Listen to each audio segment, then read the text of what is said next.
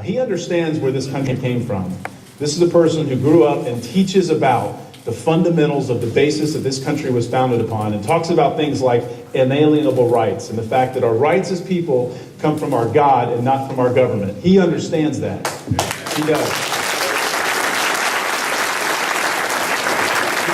He also understands things like self-governance and limited government in a time when people are spending sprees are taking place in Washington like drunken sailors, and in a time when we need fiscal responsibility and fiscal discipline. He has served the state of Florida well on that front as well. He also understands that life is precious and that God values all life, and especially those of the unborn. He understands that and he supports that. He's been a staunch supporter of pro-life policy in the state of Florida. Mike Iridopoulos will tell you, I'm sure, and you probably read about it in the newspaper, he's running for the United States Senate. He's a great man. He's a person of character. He's married with children. He is a person who understands the challenges that our country faces and the challenges that our state faces. And I'd like all of you please to give a Pasco County welcome to my good friend, Senate President Mike Iridopoulos.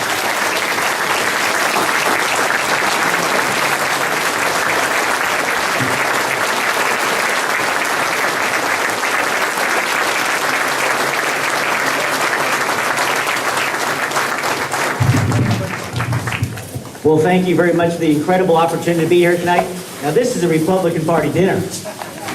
JJ, the rival you here, brother. I was at the dinner just last week with Marco, and they had a huge crowd.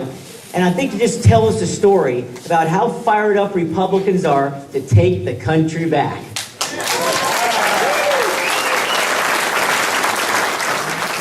Now, like you, I don't think America's broken. I think Washington, D.C. is broken. And if we instill a little bit of common sense, the idea you actually balance your checkbook, the idea you lead by example, this country's going to be just fine. And so that's exactly what we're going to be working on over the next couple of years in the Florida Senate, with our friends in the Florida House, and with our new governor, who I support in the idea of ending the rail as we know it today.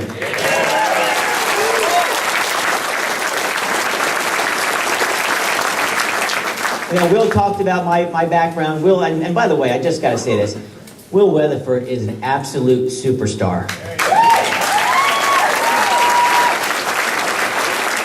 I'll tell you the one thing I'm going to miss when I leave the Florida Senate in a couple of years is working with Will Weatherford when he's Speaker of the House of Representatives. Will, can't wait to work with you. Congratulations on your success, my friend. And as you know, Will just celebrated their second baby. They're doing just fine, and I'm really happy for he and Courtney. I know, huh? I have 3 children, I know. As Bill Clinton would say, not me, but Bill Clinton would say, I feel your pain. We also have Richard Corcoran. Congratulations on being appointed as Speaker in 2074. We're really excited for you. It's very important, very important. Richard's been a star. As you know, he is Marco Rubio's Chief of Staff and has done just hit the ground running in the Florida House. I want to say thanks to Jim Norman, who's going to do a great job for us in the Florida Senate, who did a great job as, of course, Commissioner in this region. And I know Jack Gladwell has left, but he is going to be a star, and we need some steady hands. And he's a person who understands how to make the trains run on time, so we're grateful for that. But let me just put it in a real simple way. You know, one of my favorite presidents is George Washington. George Washington, you read through all the history books that I read through for a living. It's something right in the middle of the American Revolution, made a lot of sense to me. He said, we are out of money. Now we must think. And that's where we're at. You know, it's amazing to me that for every dollar they spend in Washington, 41 cents of it is borrowed. No one would give you a loan, let alone talk to you, if you're doing that with your own money. And so what we're going to be doing in the Florida Senate and the Florida House is very simple.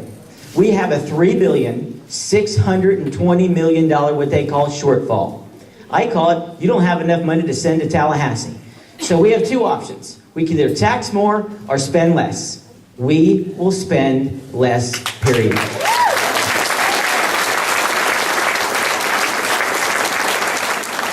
Now, as you heard my name, believe it or not, Herodopoulos is not Irish. It is Greek. And my dad was not even born in this country. He was born in Athens, Greece. And he has had the opportunity through this incredible country to serve first in the FBI, to marry a beautiful woman who he's still married to. And my brother and I have found success because they sacrificed for us.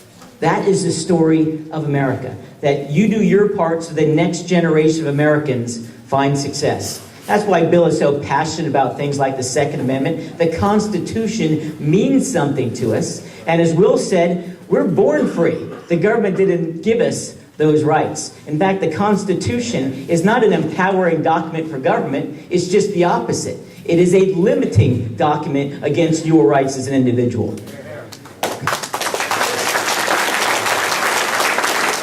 So as we move forward, let me just talk about briefly what our agenda is in Tallahassee. First and foremost, the thing that we've been doing a lot of, it's what God talked about. It's that God gave us 2 ears and 1 mouth for a reason. He wants us to listen. And that is the first thing that we have done more than anything else in the Florida Senate this year. Every single bill will go through at least 3 committees. Because we don't want any late night shenanigans or late night deals. You deserve to know because it's your government and it's your money. And as we move forward in that idea, let me just talk about what we're dedicated to doing. How do you lead your family? How do you lead your business? You lead by example. So the first thing that I did as the Florida Senate President, I looked at myself in the mirror saying, what are you doing to turn around the institution? What are we doing as a Senate to make sure that we can look at a taxpayer or an agency head and say, we're going to lead by example? So the first thing that we did is we cut our own expenses in the Florida Senate by 15% day one. And why? Because you've already done it. You don't have anything more to give. You can't afford a tax increase, let alone a regulatory challenge, if you're trying to start a business. So we did that day one because, again, I want to look you in the eye and say, we're cutting ours or we're tightening our belt first. And in that same vein, we're going to look at 2 areas. I know it's very controversial. And you've seen all the mess up in Wisconsin this week, right? Yeah. But here's the fact of the matter.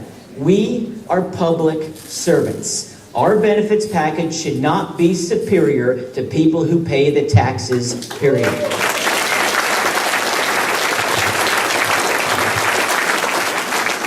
Now, this is not an easy thing to do, especially for our law enforcement, our firemen, our teachers. Those are tough calls. But as you know, we can't keep on the same spending pattern we're on right now. And we need to sit down with these folks and talk about a plan that can work for them in the future. And so what we're going to do is start moving towards what the private sector already does. Most folks in the private sector would be quite happy to be in a defined contribution plan where whatever they put in, their employer would match them. That's the direction which we're moving into because for 2 things. One is that's what the private sector, the taxpayer, already does. And the second one is I believe in freedom. And when you have your own individual retirement account, what they call a 401k, you know what? If you want to move to one job to another, you can do so. I mentioned my father. He'll be 80 years old in July. I just turned 40. And in his generation, you used to have maybe 1, maybe tops 2 jobs. You worked from the time you got out of high school or college for that whole career. And you had what was called a defined benefits plan. It was when there used to be 11 workers for 1 retiree. Well, guess what? The world's changed. And in this generation, when I turn 80, there's going to be 2 workers for 1 retiree. And the old system won't work. And so we're going to move in this direction in a thoughtful way that will respect the work that our law enforcement and other folks have done. But we're going to make sure that we're looking out for the taxpayer so we don't spend our entire budget on benefits packages before we even get up there to pass new laws or pass the budget. Because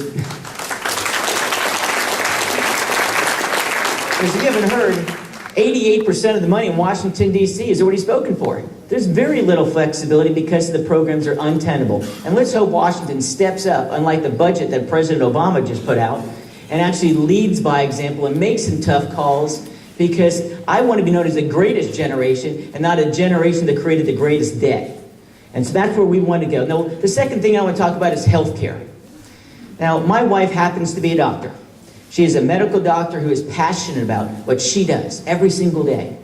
But she knows there's a system that simply doesn't work. It's called Medicaid. It's a system that does not serve the patient well. But in case you didn't know it, it takes over 1/3 of our state budget right now. And under this plan, I think they call it Obamacare. Have you heard about this? This plan that doesn't work very well, doesn't make much sense. Their idea to solve the healthcare crisis was to say, in this logic sequence, I think, let's see, what's the most broken system in government? Medicaid. I know, let's make it 50% bigger. And that's what they did.